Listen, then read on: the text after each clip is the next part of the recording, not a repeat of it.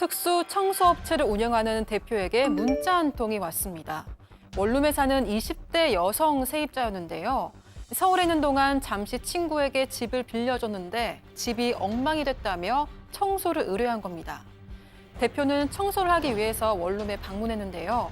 그런데 입구부터 악취가 진동을 하고 쓰레기 더미가 방 안 곳곳에 산처럼 쌓여 있었습니다. 지금 보시면 거미하고 쥐나요? 소리 방금 쥐던데? 쥐 있다고요, 쥐? 그거 도마뱀 아닌가? 뿌아이 말라 죽었네요. 쓰레기집으로 변해버린 원룸. 대체 무슨 일이 있었던 걸까요? 자, 뭐 식사하시는 분들 계시면 조금 저희가 최대한 그래도 뭐 좀 비위가 상하실 그런 부분은 많이 편집을 했습니다. 자, 특수 청소업체를 3년째 운영 중인 대표님이 제보를 주셨는데 저 원룸 7평이랍니다. 그런데 저 집에서 나온 쓰레기 무려 6톤. 교수님. 네, 어마어마한 쓰레기 집에서 살았던 여성의 이야기인데요. 6월 중순경에 20대 중반의 여성에게 이제 문자가 왔어요. 집을 좀 청소 의뢰하고 싶습니다. 그러면서 나는 지금 서울에 있는데 여주에 제가 원룸이 있는데 거기 친구한테 4달 동안 원룸을 좀 빌려줬더니 너무나 집을 지저분하게 썼다라고 얘기를 했어요. 그래서 알았다, 청소를 해주겠다. 그래서 이제 7월 5일로 날짜를 정했는데 그러면서 뭐라고 얘기를 하냐면 저는 못 갈 것 같아요. 그래서 만나지를 못할 것 같고 또 집주인이 아무래도 이렇게 청소한다 그러면 싫어할 것 같으니까 집주인은 좀 안 마주치게 청소해줬으면 좋겠습니다. 라고 얘기했어요.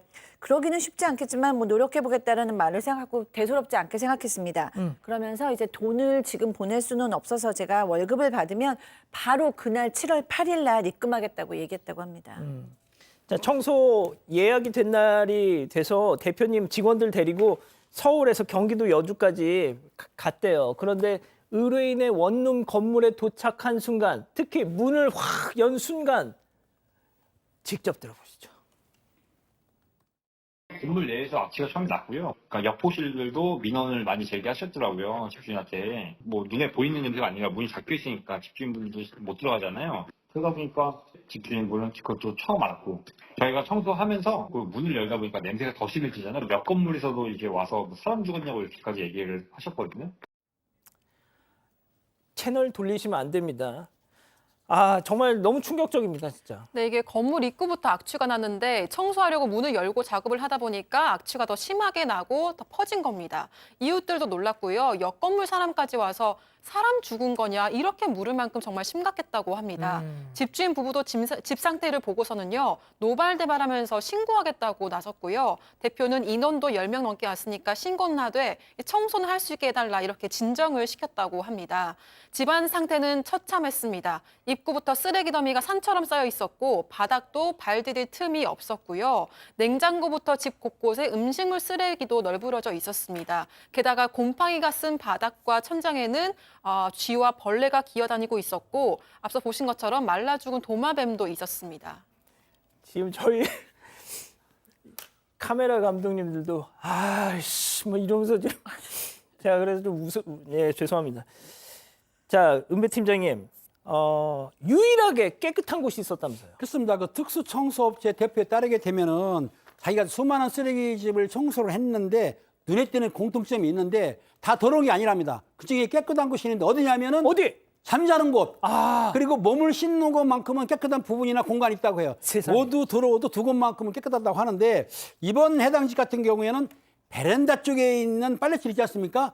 빨래줄에 걸린 옷들은 깨끗하다고 하는데 그 주변을 보니까는 또 현장에 그 섬유유연제 있죠. 예. 섬유유연제가 많이 있는 걸 봐서는 옷을 빨 때 섬유유연제를 많이 넣어가지고 옷에서 냄새가 안 나게. 왜냐하면 쓰레기 더미니까 냄새가 별 거 아닙니까? 그래서 섬유유연제를 많이 풀었기 때문에 옷만 깨끗하게 입고 저기서 쓰레기에서 자고 나갈 때는 섬유유연제 냄새나는 옷을 싹 입고 나갔기 때문에 그것만 깨끗했던 것이죠.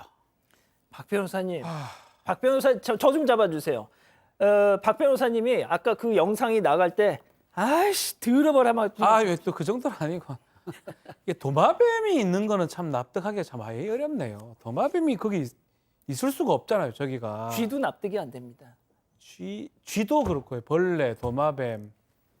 도마뱀이 거기 올 리도 없고요. 그 도마뱀이 또 말라 죽어 있다 이것도 그렇고요. 그러니까 사실은 눈에 띄는 게 뭐냐면 예. 옷을 깨끗하게 하고 섬유유연제 뿌리고 자기가 자는 곳이 깨끗하다라는 걸 봤을 때는 충분히 청소를 하거나 정상적으로 이렇게 할 가능성이 있는 사람인데 저는 이런 생각이 듭니다. 한계를 넘어가면 게으름 때문에 더 이상 안 하는 것 같아요. 청소를 이제 어쩌면 매일 하든 이틀에 한 번씩 하든 일주일에 한 번씩 해야 되는데 그 한계를 넘어가서 쓰레기가 방치되고 그거 초과되니까 그 외에는 버려둔 것 같거든요. 자, 납득이 안 됩니다. 그래서 아침 7시부터 무려 9시간 청소를 해서 겨우 치웠는데 이 청소를 의뢰한 의뢰인 저희 친구한테 넉 달 빌려줬다가 이 모양이 됐어요라고 했잖아요. 자, 그런데 집안 곳곳을 청소하면 할수록 이 대표님은 고개가 갸우뚱해졌다는 거죠. 자, 체크포인트 짚어봅니다. 99.99% 이게 무슨 얘기인지 대표 얘기 들어보시죠.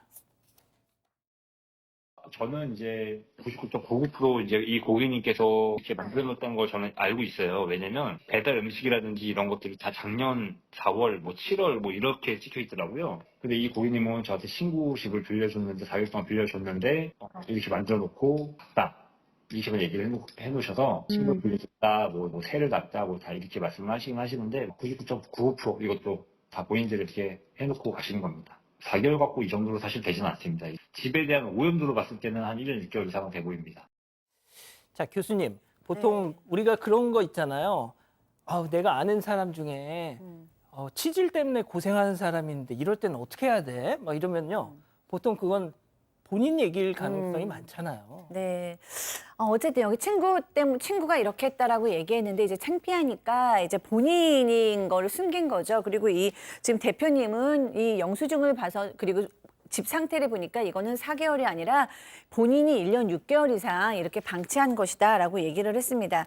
그런데 사실 이 증상 저도 지금 굉장히 관심 있게 보고 있는 증상이에요. 왜냐하면 요즘 20, 30대들이 이런 식으로 집을 쓰레기통처럼 만들어 놓고 그 안에서 살다가 나와서 낮에는 또 멀쩡하게 일을 하는 사람들이 나타나고 있는 거예요.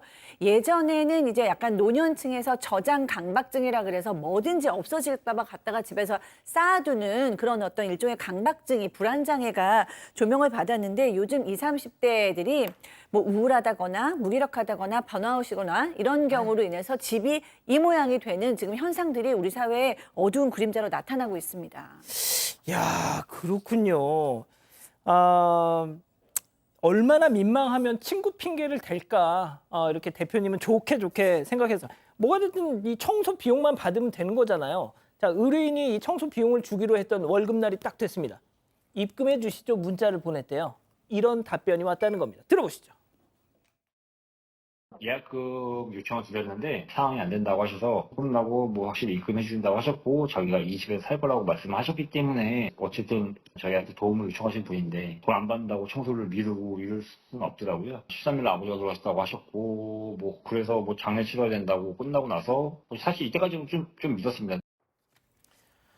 왠지 느낌에 돈을 계속 못 받은 것 같아요. 네, 맞습니다. 최초 견적은 150만 원이었는데요. 폐기물량 또 투입 인원에 따라서 달라질 수 있다고 사전에 고지를 했고 의뢰인도 동의를 했습니다. 보시다시피 폐기물이 6톤이 나왔잖아요. 폐기물 처리 비용 250만 원, 대표 포함해서 13명이 투입돼서 인건비가 1인당 25만 원 등으로 1,000만 원이 나왔다고 합니다. 의뢰인은 알겠다고 하고 월급날에 입금을 하겠다고 했습니다. 그런데 약속한 월급날인 7월 8일에 대표가 입금 부탁한다고 했더니 아직 월급이 안 들어왔다고 답을 했습니다. 그 이후에도 입금해달라고 여러 날에 걸쳐서 문자를 보냈지만요. 사장이 돈 나갈 때가 많아서 3일 뒤인 금요일에 입금해준다고 했다. 엄마에게 부탁을 하겠다. 사기 아니고 엄마가 보내준다. 이렇게 얘기를 했고 새벽에 아버지가 돌아가셔서 아버지 장례 끝나고 처리하겠다고 답이 왔다고 합니다. 그 이후 계좌번호를 알려달라고 해서 다시 알려준 적도 있었는데 하루만 더 봐주세요. 부탁해요라는 문자가 왔고 돈은 입금되지 않았다고 합니다. 자, 우리 가족 여러분들이 좀 고통스러워하시니까 이제 그 그림은 그만 보여주시고요. 자, 팀장님.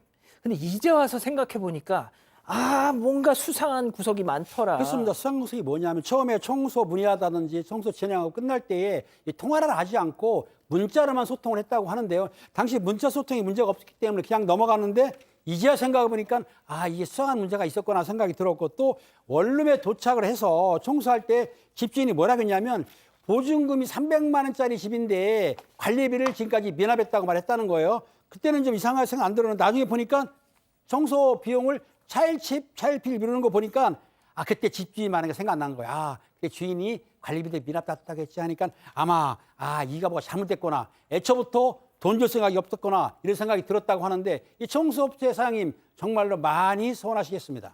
아, 한두 푼도 아니고 이거 어떡할 거야 이거. 그렇죠. 지금 뭐 이게 일단 민형사상 문제가 될 수가 있습니다. 2달째 연락이 두절된 상태고 번호라든지 인적사항을 지금 알고 있기 때문에 박 변호사님, 네. 저 지금 청소 애프터 사진 좀 보세요. 영상 좀 보세요. 와, 저게 정상적인 일반적인 모습이죠. 정말 기술자세요. 네, 그래서 1,000만 원이 아깝지 않을 겁니다. 그렇게 살았잖아요. 편안하게. 편안하나요? 더럽게. 하여튼 살았기 때문에 저 금액은 배상을 해야 되고요. 지불을 해야 되고 만약에 안 된다 그러면 이게 사기죄로 처벌이 또 될 수 있는 상황이기 때문에 사기죄 고소했고요. 민사소송도 제기했다고 합니다. 예.